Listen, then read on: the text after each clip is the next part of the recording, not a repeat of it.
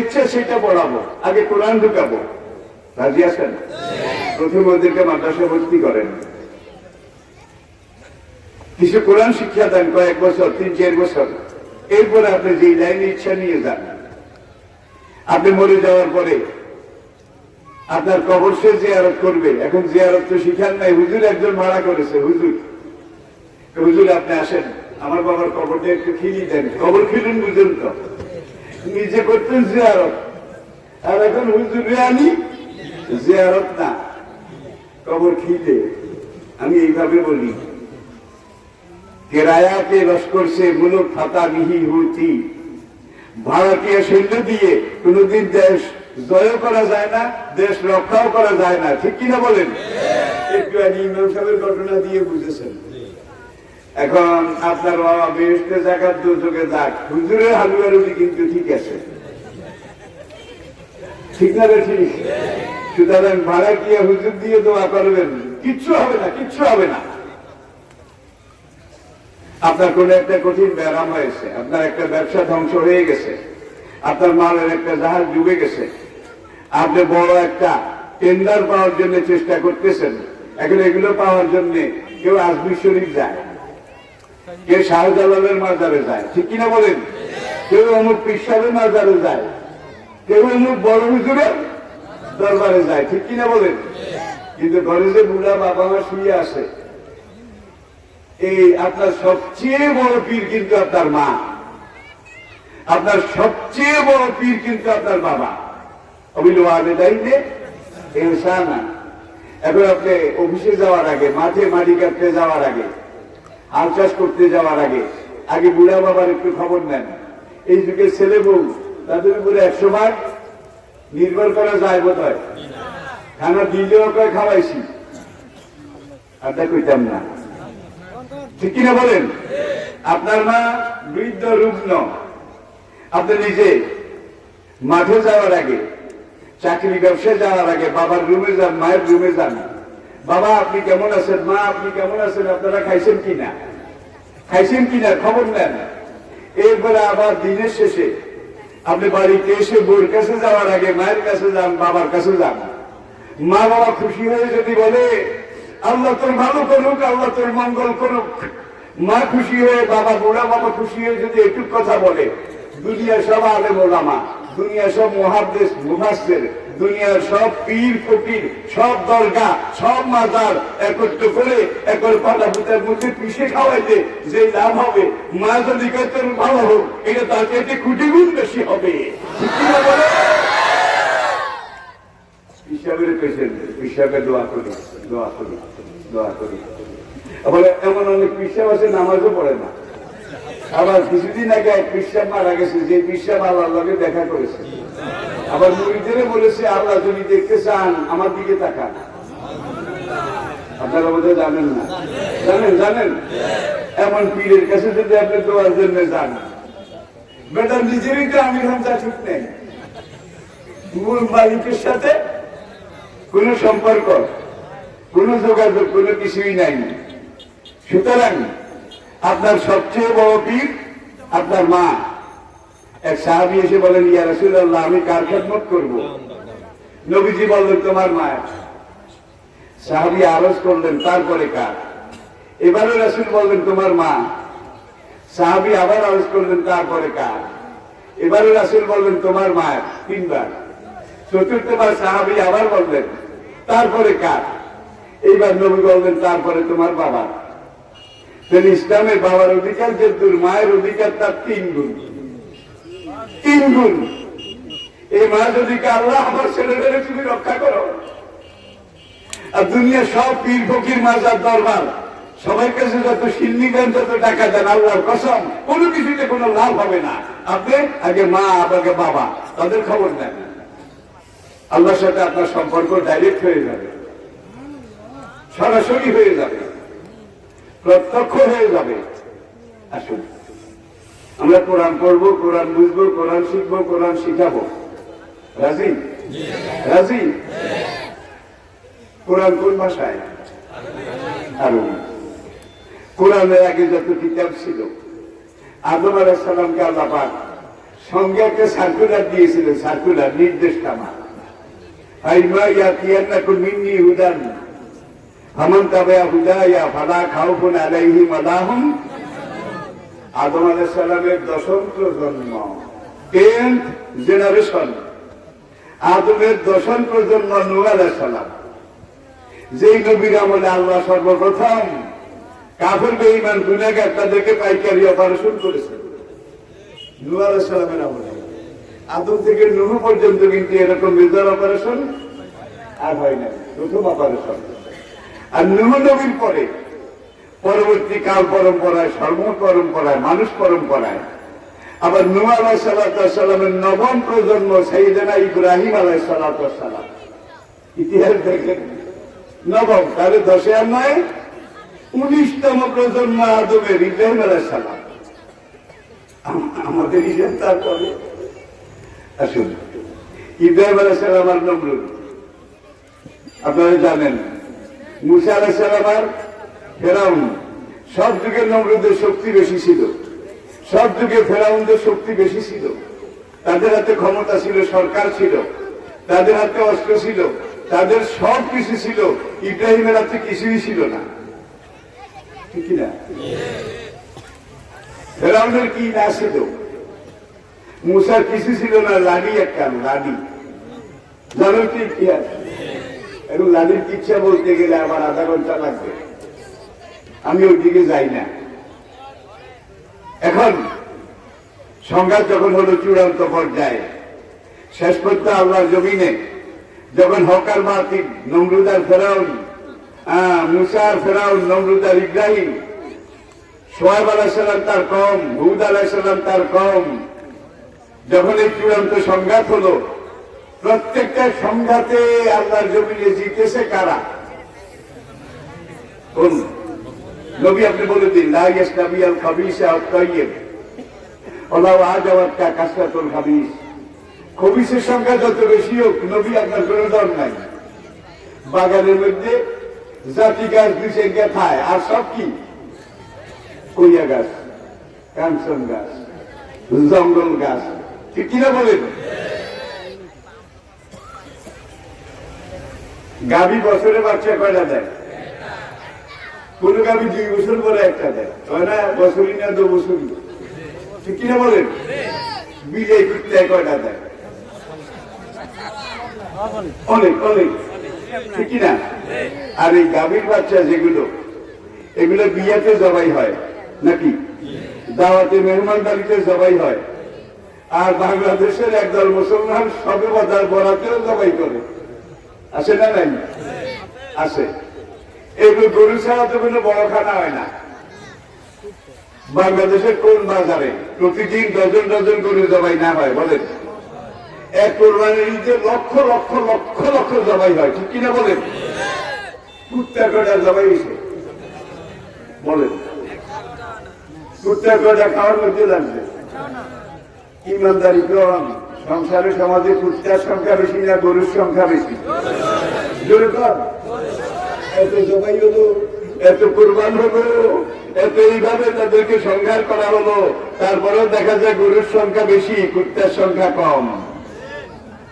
আল্লাহর এই জমিনের দিকে তাকান, সব যুগে কুত্তার সংখ্যা বেশি আছিল, শিয়ালের সংখ্যা বেশি আছিল, মুমিনের সংখ্যা কম ছিল। চূড়ান্ত সংঘাত যখন হয়েছে, তখন টিকছে কারা? জিতেছে কারা? কারণ কি? অকানা হাক্কান আলাইনা নাসরুল মুমিনিন। যারা আমার পথে, আমার পক্ষে কাজ করে, তাদেরকে সাহায্য করা আমি আল্লাহর উপরে ফরজ হয়ে যায়। তাহলে যারা দ্বীনের দায়ী, দ্বীনের রায়, দ্বীনের নকিব, দ্বীনের মুজাহিদ, তারা আল্লাহর গাইডেন্সে আসে, আল্লাহ তাদেরকে পরিচালনা করেন, আর তাদের পুরো দায়িত্ব আল্লাহ নিজের হাতে গ্রহণ করেন। মুসার দায়িত্ব আল্লাহ গ্রহণ করেছেন, এই জন্য মুসা টিকেছে। ইব্রাহিমের দায়িত্ব আল্লাহ গ্রহণ করেছেন, ইব্রাহিম টিকেছে। নমরুদ, হামান, ফেরাউন, কারুনের দায়িত্ব আল্লাহ গ্রহণ করেননি, যার জন্য বল ভরসা, জনশক্তি, অস্ত্র থাকলেও টিকতে পারেনি, ঠিক কিনা বলুন? 4টে আসমানি কিতাবের খবর আমরা জানি, তাওরাত, জাবুর, ইনজিল, কোরআন। তাওরাতের ভাষা ছিল ইব্রানি, হিব্রু। মুসা আলাইহিস সালামের উপরে নাযিল হয়েছিল তাওরাত। হিব্রু ভাষা আজকে দুনিয়ার কোথাও নাই। যে দেশে তাওরাত নাযিল হয়েছিল, ফিলিস্তিন, জেরুজালেম, ইসরায়েল, সেখানে হিব্রু ভাষা নাই, দুনিয়ার কোথাও নাই। তাহলে তাওরাতও নাই, তাওরাতের ভাষাটাও নাই। তবে তাওরাত নামের দোকানে কিনতে পাওয়া যায় পবিত্র বাইবেল, নতুন নিয়ম, পুরাতন নিয়ম, ওল্ড টেস্টামেন্ট, নিউ টেস্টামেন্ট। 80 দশকের মাঝামাঝি একবার মিলাতে আমি ব্রিটিশ মিউজিয়াম দেখতে গেলাম। প্রথম দিকে British museum, the richest museum of the world, যে মিউজিয়ামে কালেকশন সবচাইতে বেশি। বিশ্বাস করেন, আমাদের মা বোনের হাজার ফুল ছিলেন তো, হাজার ফুল, হাজার দেখতে নুড়িটা, নুড়িতে না ছিলেন, নুড়িতে না, পিঠা বানান না বেলুন, হীরা, এগুলো আছে কেন? কোনটা নাই? এটা দেখতে হলে আপনাকে ব্রিটিশ জাদুঘরে যেতে হবে। তা আমার গাইড ছিল অক্সফোর্ড ইউনিভার্সিটির ডিগ্রি ক্লাসের একটা খ্রিস্টান মেয়ে, ওর নাম ছিল শিনা, শিনা, SHINA, শিনা। মিউজিয়ামে ঢোকার পরে শিনা আমাকে জিজ্ঞেস করে, my dear friend, what do you want to see in this museum? বন্ধু, এই মিউজিয়ামে প্রথম তুমি কি দেখতে চাও? এমন মিউজিয়ামটা এমন মিউজিয়াম, 2-4 দিন আসলেও কুল কিনারা পাওয়া যাবে না। তো আমার যেটা প্রথম বেশি দরকার সেটা হলো, my dear Sheena, I wish to see the holy and old origin scripture of the Moses, Jesus, Daud. I wish to see the holy Taurat, holy Injil, holy Zabur, original scripture. Taurat, Zabur, Injilের আসল copy, যেই ভাষায় নাযিল হয়েছিল সেই ভাষার মূল copy, এটা আমি তোমাদের এখানে দেখতে চাই, যদি থাকে আমাকে দেখাও।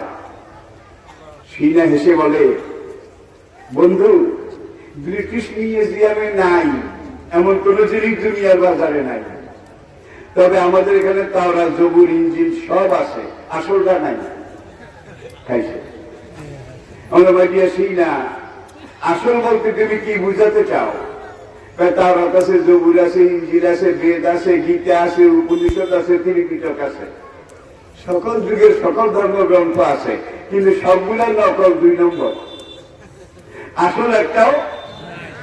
আমি বললাম 2 নম্বর বলতে কি বুঝাও আমাকে? শিনা সে বলে, কাম উইথ মি। সে আমাকে দেখাইলো, দিস ইজ হোলি তাওরাত, হোলি ওল্ড টেস্টামেন্ট। দেখো, এইটা এই এত সনে ওই প্রেসের ছাপা, এই দেখো আর একটা এত সনের এই প্রেসের ছাপা, দুটোটাই তাওরাত, ওল্ড টেস্টামেন্ট, কিন্তু একটার সাথে আর একটার কোনো মিল নাই। ঠিক, সবগুলো তাওরাত, যার যেভাবে মনে করছে সে সেভাবে ছাপাই দিছে সবগুলা।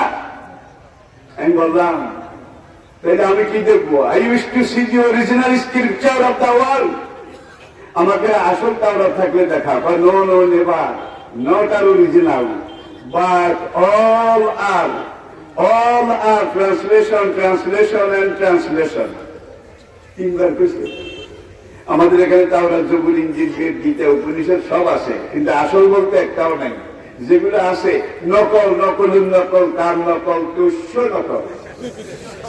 কোরআন এটা কি বলেছে? ইউহাররিফু নাহু, ওলামায়ে কেরাম আছে, হাররাফা ইউহাররাফু, তাহরিফান মুহাররাফান, পরিবর্তন, পরিবর্ধন, সংযোজন, বিয়োজন। সুবিধা মতো কিছু কথা বাদ দিছে, সুবিধা মতো কিছু ঢুকাইতে ঢুকাইতে এইবার সবগুলাই অসুবিধা, আসল একটাও নাই। বেজাল দিতে হইলে অল্প হইলেও তো আসল লাগে, অল্প আসলে যদি না থাকে বেজালটা দিবেন কোথায়? এখন তাওরাত, জবুর, ইনজিল যেগুলো আছে এগুলো আসলের কাছে ধারেও নাই। আমি বললাম, is here any holy and old origin scripture of the Quran? তোমাদের এখানে কি কোরআনের প্রাচীনতম, সর্বপ্রাচীন কোরআনের অরিজিনাল কোন কপি আছে? সে বলে, ইয়া ইয়া ইয়া। ওই ব্রিটিশ আমেরিকানরা ইয়েসকে বলে ইয়া, জাপান, সাউথ কোরিয়া, সিঙ্গাপুর, এই বেলটা আবার ওরা ইয়া ইয়া ইয়েস, এটাকে হাই হাই হাই, এরা বলে হাই হাই, আর ওরা বলে ইয়া ইয়া ইয়া। তাই বললাম, my dear Sina, I use to see the holy scripture. আমি এগুলো দেখতে চাই, তুমি আগে এগুলো আমাকে দেখাও। 3টা আন্ডারগ্রাউন্ড পার করলো আমাকে। প্রত্যেকটা আন্ডারগ্রাউন্ডের যে গেট, কাঁচের তৈরি গেট গুলো অ্যান্টি ম্যাগনেটিক, বুলেট প্রুফ, কামানের গোলা মারলেও এই গ্লাস ভাঙবে না। এইভাবে 3টা স্তর পার করে আমাকে নিয়ে গেল একটা রুমে। সে দেওয়ালে সুষ্টিকল, টিপার পরে দেখি এইটার মতো একটা টেবিল, এটা একটু বড় হবে। টেবিলের উপরে একটা মখমলের কাপড় বিছানো, তার উপরে একদিন কোরআন শরীফ রাখা আছে। এখন সে যখন সুইচ টিপলো, তখন এই গাছ গ্লাসের উপরে জ্বলে উঠলো, the holy and origin scripture of the Quran written by the caliph Usman রাদিয়াল্লাহু তাআলা।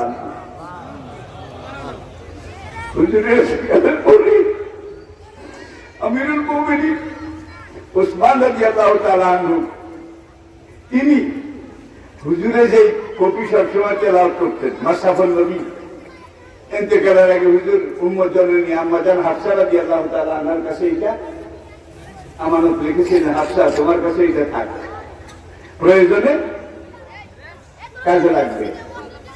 আর সেটার কপিটা ছিল আমার লহে মাহফুজে যেইভাবে লেখা। হুজুরের জীবনের শেষ সবে কদরে জিবরাইল এসে বললেন, ইয়া রাসূলুল্লাহ 23 বছর চলে গেছে, কোরআন নাযিল শেষ হয়ে গেছে। আজকে আল্লাহ পাক আমাকে বলেছেন আমি লহে মাহফুজের তকতি দেখে দেখে তেলাওয়াত করব, আর আপনার কাছে সাহাবীদের কাছে যেগুলা কোরআনের কপি লেখা আছে আমি লহে মাহফুজ দেখে দেখে তেলাওয়াত করব, আর আপনার কাতেবরা আমার তেলাওয়াতের মধ্যে এগুলাকে কোনটা আগে কোনটা পরে পরম্পরা পরম্পরা এটা সাজাবে।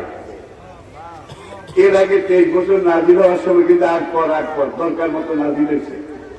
আর লহর মাহফুজে যেভাবে লেখা আছে জিবরাইল হুজুরের জীবনের শেষ সবে কদরের রাতে লহর মাহফুজ থেকে তেলাওয়াত করেছে, আর সাহাবারা সেইভাবে দেখেছেন। আর নবী যেটা লহর মাহফুজের কপি তেলাওয়াত করতেন সেটা আম্মা জান হাফসার কাছে আমার ছিল। আরো ঘটনা আছে, রাসূল ইন্তেকালের আগে মুনাফিকদের নামের একটা তালিকা তৈরি করেছিলেন, মুনাফিকদের নামের। এটা কোন সাহাবীকে হুজুর জানতে দেন নাই। উমরের মতো বেলা যদি জানে, আমার পাশে নামাজ পড়ে, আমি 3 বার সুবহান রাব্বিয়াল আলা কই, এই হালায় করা অন্তত 10 বার। সেজদা দিলে সেজদা থেকে উঠে না, এমন ভাবে কিন্তু এই বেলার নাম মুনাফিকের তালিকায় আছে। উমর বেটা যদি এটা বুঝে ডাইরেক্ট ঢুকাইয়া দিব। ঠিক না বেটি? ঠিক না বেটি? যে আমার সাথে ইসলাম ইসলাম করো, দাড়ি বড়, পাগড়িও বড়, টুপিও বড়, রুকু সেজদাও একেবারে বড় বড়, কিন্তু তোমার নাম যে ইন্নাল মুনাফিকিনা ফি দারকিল আসফালি মিনান নার। হাসরের বিচারের পরে আবু জেহেল, উতবা, ওলীদ, ফিরআউন, নমরুদ জাহান্নামের যেই চক্কায় যাবে, মুসলমান নামধারী মুনাফিকেরা যাবে তার চাইতে আরো 3 ডিগ্রি নিচে। এই মুনাফিকেরা কিন্তু কাফেরের চাইতেও জঘন্য। যুগে যুগে ইসলামের ঘরের বান যারা কেটেছে এই মুনাফিকেরা, এগুলা ঘরের ইঁদুর, ধরাও যায় না, মারাও যায় না। ঠিক না বেঠি? ঠিক না বেঠি? হুজুরের ইন্তেকালের আগে এক সাহাবীকে ডাকলেন, হযরত হুযায়ফাতুল ইয়ামান রাদিয়াল্লাহু তাআলা আনহু। হুযায়ফাতুল ইয়ামান যাকে বলা হয় সাহেব হচ্ছেন নবীর গোপন রহস্যের আমানতদার। তার কাছে দিয়ে বললেন যে হুযায়ফা, কাউকে দেখাইও না, এটা তোমার কাছে থাক, এটা আমার দৃষ্টি। জিবরাইল এসে বলেছে এই বেটা মুনাফিক, এই বেটা মুনাফিক, এই বেটা মুনাফিক। আমি জিবরাইলের কথা অনুযায়ী এগুলা নামের লিস্ট করেছি, গোপন লিস্ট, তোমার কাছে থাক। রাসূল দেখে গেলেন কোরআনের কপি মা হাফসার কাছে, মুনাফিকদের নামের কপি হুযায়ফাতুল ইয়ামান রাদিয়াল্লাহু তাআলা আনহু। আপনাদের মতো অসুবিধা হয়, আমি ছেড়ে দিচ্ছি ভাই। আসলে কোরআন এমন জাদু, ইন্না মিনাল বায়ানে লা সিহরা। এখন আবু বকরের জামানা গেল, ওমর রাদিয়াল্লাহু তাআলা আনহু, আবু বকর রাদিয়াল্লাহু তাআলা ইন্তেকালের পরে আমিরুল মুমিনিন নির্বাচিত হলেন। হওয়ার পরে ওমর সিদ্ধান্ত নিলেন, তখনকার মুসলিম দুনিয়ায় 22টা প্রদেশ ছিল। কয়টা? 22টা প্রদেশ।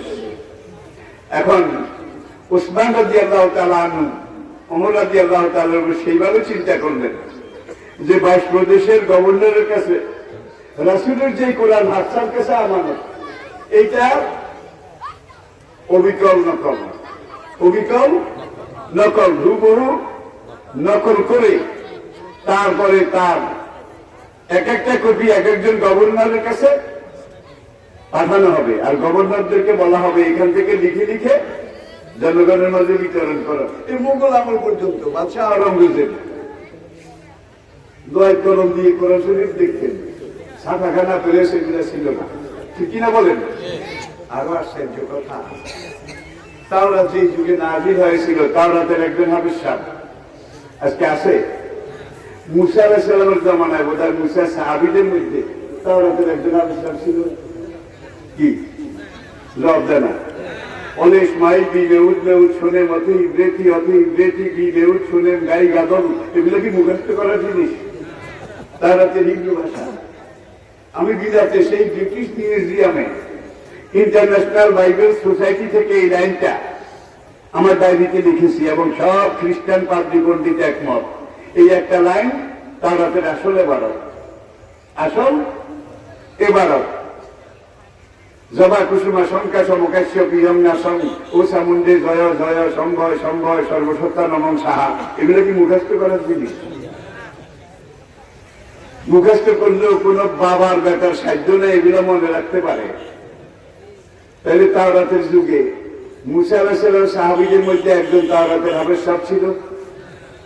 একজনও না। মুখস্থ করাই সম্ভব ছিল না।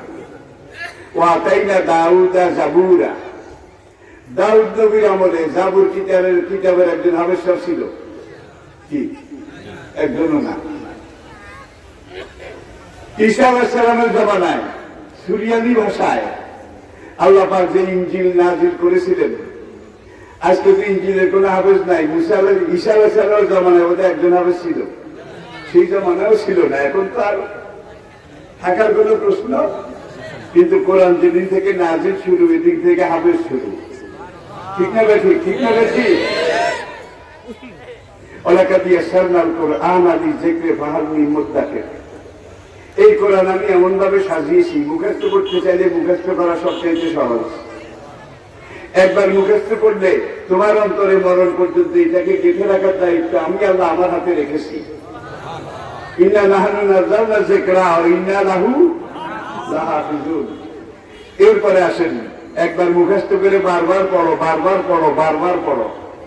যে যত বেশি পড়ে তার পড়ার রুচি তত কমে যায়। ঠিক না? ধরে কর কুরমা পালাও ভালো খানা, ত্রিদালা ভালো খানা, একাধারে 1 মাস খানা, কি আর খাইতে ইচ্ছে করবে না। ঠিক কিনা? বনি ইসরাইল জাতিকে আল্লাহ পাক এই ময়দানে সিনাই উপত্যকায় একাধারে 40 বছর বেহেশতের মানা সালুয়া খাওয়াইছে। ঠিক কিনা বলেন? সেদিন করোনার আগে বিদেশে সিঙ্গাপুরে একটা সেমিনারে একজন বৌদ্ধ পণ্ডিত আমাকে একটা প্রশ্ন করেছিল, আমার মনে আছে যে অনারেবল মাওলানা, বর্তমান দুনিয়াতে ইহুদি জাতি সবচাইতে বেশি চালাক, সবচাইতে বেশি শেয়ানা, সাড়ে শেয়ানা, টাকা পয়সা ওদের কবজায়, অস্ত্রশস্ত্র ওদের কবজায়, ক্ষমতা ওদের কবজায়, আমেরিকার মধ্যে সুপার পাওয়ার, এটাকেও ইহুদিরা চালায়। বিশ্বাস করেন? করেন? পুরা দুনিয়াতে বর্তমানে ইহুদি তাদের সংখ্যা 1 কোটি। 1 কোটি। 1 কোটির মধ্যে ইসরায়েলে আছে 62 লাখ, আর আমেরিকাতে আছে প্রায় 20 লাখ, আর বাকিগুলা পুরা দুনিয়াতে ছড়িয়ে ছিটিয়ে আছে। কিন্তু দুনিয়ার সমাজবাদ বলুন, পুঁজিবাদ বলুন, রাশিয়া বলুন, আমেরিকা বলুন, চায়না বলুন, আমাদের পাশের বন্ধু দেশ বলুন, সবগুলা ডৌলা কাতা কিন্তু ইহুদিদের হাতে। ডৌলা কাতা বুঝেন কি? বলে যে আমরা 200 কোটি মুসলমান, আমাদের হাতে কিছু নাই। আমেরিকার ট্রাম্প, সে জামাইয়ের কথা মতো চলে, আর ওই জামাই বুঝছো না? সেই ইহুদিদের সবচেয়ে বড় এক্সপার্ট তাদের একজন। মধ্যপ্রাচ্যের আরব দেশগুলো দেখেন, দুই একটা ছাড়া সবগুলো কিন্তু ইহুদিদের ভেতরে ঢুকে গেছে। ঠিক না বা ঠিক? ঠিক না বা ঠিক? কেউ জেনে ঢুকেছে, কেউ না জেনে ঢুকেছে, কেউ বুঝে ঢুকেছে, কেউ। আমাদের পাশের দেশ ইসরায়েলের র চালায়, র, আর পাশের দেশ আমাদেরকে চালায়, সুতরাং আমাদেরকেও ইহুদিরা চালায়। এখন এই ভদ্রলোক আমাকে বলে, ইহুদি জাতি এত বুদ্ধি, শিকল বুদ্ধি, পুরো দুনিয়া তাদের হাতে, সমরাস্ত্র, যুদ্ধাস্ত্র, রাজনীতি, অর্থনীতি সব তাদের হাতে, হুজুর কারণটা কি? আমি বললাম, জেন্টলম্যান, আপনি জানেন না নাপিতের 16 চুঙ্গা বুদ্ধি, নাপিতের 16 চুঙ্গা বুদ্ধি, ওরা নাপিত জাত, আল্লাহর অভিশপ্ত, আল্লাহর অভিশপ্ত, ওদের 16 চুঙ্গা বুদ্ধি। এখন ওই বৌদ্ধ পণ্ডিত সাংবাদিক আমাকে জিজ্ঞেস করে, অনুরাবর বলো না কারণটা কি? আমার কারণ সোজা, বর্তমান দুনিয়াতে যত জাতি গোত্রের মানুষ আছে, যত ধর্ম আদর্শের মানুষ আছে, একটা মাত্র জাতি দুনিয়ার বুকে এখনো টিকে আছে, যে জাতিটা আজ থেকে 3500 বছর আগে মিশর থেকে মাইর খেয়ে রিফিউজি হয়ে লোহিত সাগর পাড়ি দিয়ে লোহিত সাগরের পূর্ব পাড়ে, একদিকে জর্ডান, আরেকদিকে সিরিয়া, আরেকদিকে গোলান হাইট, এখানে এসে আশ্রয় নিয়েছিল। ঠিক কিনা বলেন? ইহুদি জাতি এই ময়দান 40 বছর কোন দেওয়া নাই, কোন গেট নাই। আল্লাহ 40 বছর তাদের বারবার সকালে রওনা করে, কালকে আমরা ফিলিস্তিনে গিয়ে ঢুকবো, এই ঢুকবো, আজকে আমরা জেরুজালেম কেনানে গিয়ে ঢুকবোই ঢুকবো, সারাদিন আনার পরে সন্ধ্যায় দেখা যায় আগের জায়গা।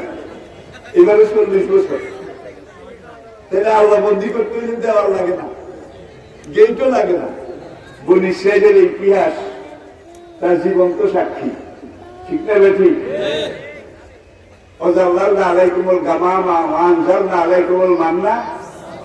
এই 40 বছর আল্লাহ বেহেশতের মান্না সালুয়া এটা পাঠাইতো তাদের জন্য, 70,000 বনি ইসরায়েলের জন্য 70,000 প্যাকেট বেহেশতের প্যাকেট ফুড, এগুলা তারা খানা হিসাবে খাইছে।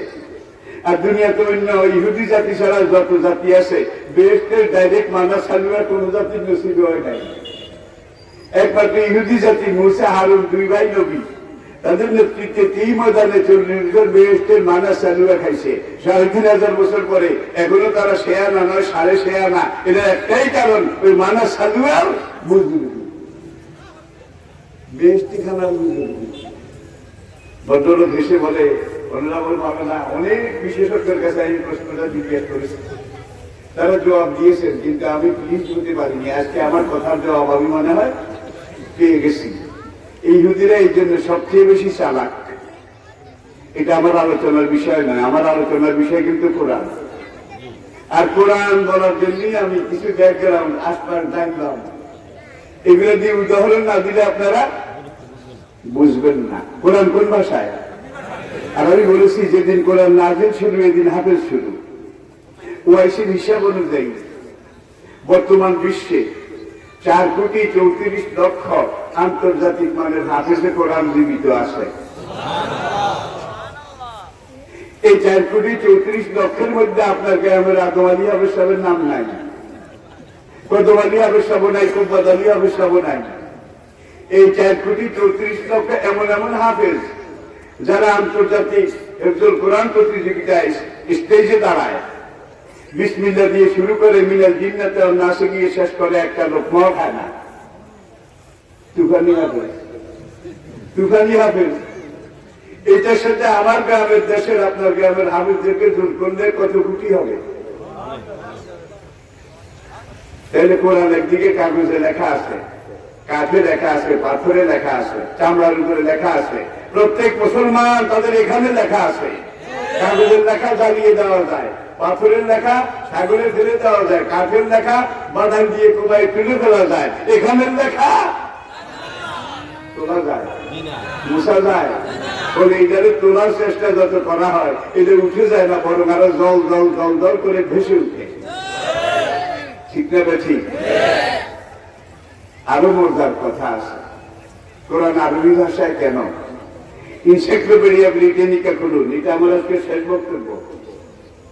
ইনসাইক্লোপিডিয়া ব্রিটানিকা বিশ্ব ইতিহাসের ডায়েরি, তারা লিখেছে Arabic is the richest and oldest language of the world. আরবি ভাষা একমাত্র ভাষা যেটা দুনিয়ার সবচাইতে পুরানো, প্রাচীন এবং সবচাইতে সমৃদ্ধ, রিচেস্ট সমৃদ্ধ ভাষা যেটা, সেটার নাম আরবি। একটা উদাহরণ দিয়ে শেষ করি। আফালা ইয়ানজুরুনা ইলা লেভেলে, আয়াতটা মনে নাই বলেন, আফালা ইয়ানজুরুনা ইলা লেভেলে কাইফা খুলিকা, উট এবেল। এখন এই উটের মধ্যে আবার নর নারী আছে নাকি নাই?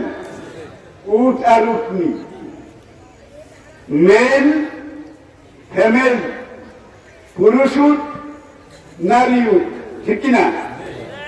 এখন এইটা ইংরেজিতে হলো দি ক্যামেল। কি দি ক্যামেল? বাংলায় উট। এখন আপনি যদি এই উটটা নর হয় তাহলে আপনাকে ক্যামেল লিখে সামনে ব্র্যাকেটে লেখা লাগবে হি ক্যামেল। হাতে উট, হাতে উট মানে কি? হাতে বুঝতে পারিনি বোধহয় কি পুরুষ উট। আর এই এবেলটা, এই জামালটা যদি নারী হয় তাহলে জামাল লিখে সামনে ব্র্যাকেটে লিখতে হবে শি ক্যামেল, নারী উট, ঠিক কিনা বলেন? বাংলায় যদি লেখেন উট তাহলে আপনাকে উটটা যদি পুরুষ হয় তাহলে সামনে লেখা রাখবে কি? পুরুষ উট। উটটা যদি নারী হয় সামনে লেখা রাখবে কি? নারী উট, ঠিক কিনা বলেন? কোরআনে আরবি ভাষার দিকে তাকান। এবেল এটা হলো উট। জামাল, জামাল জিম লাম, জিম মিম লাম, জামাল। এই জামাল শব্দটার অর্থই হলো পুরুষ উট। সামনে কোনো ব্র্যাকেট জোড়াতালির দরকার নেই, জামাল অর্থই হলো হুদ্দোলা। আর এই উটটা যদি নারী হয় তাইলে আপনি না কাতন ফাকাল লাহুম রাসূলুল্লাহ নাকাতাল্লাহ ওয়া সুকিয়াহা, নারী উটের নাকা, ঠিক কিনা বলেন? কিন্তু বাংলায়ও লেখা লাগবে উট পুরুষ, উট নারী, মেল ফিমেল। কিন্তু আরবিতে এত গ্যাঞ্জাম, এত জোড়াতালির দরকার নাই। আর এই নারী উটটা যদি 10 মাসের পরিপূর্ণ গর্ভবতী হয়, এটা শেষ কথা, অ্যাটেনশন প্লিজ। এই উটনিটা পরিপূর্ণ 10 মাসে যদি গর্ভবতী হয় তাহলে আপনাকে বাংলা লিখতে হবে 10 মাসের পরিপূর্ণ গর্ভবতী নারী উট। ইংরেজিতে লিখতে হবে she Camel fully conceived of 10 months.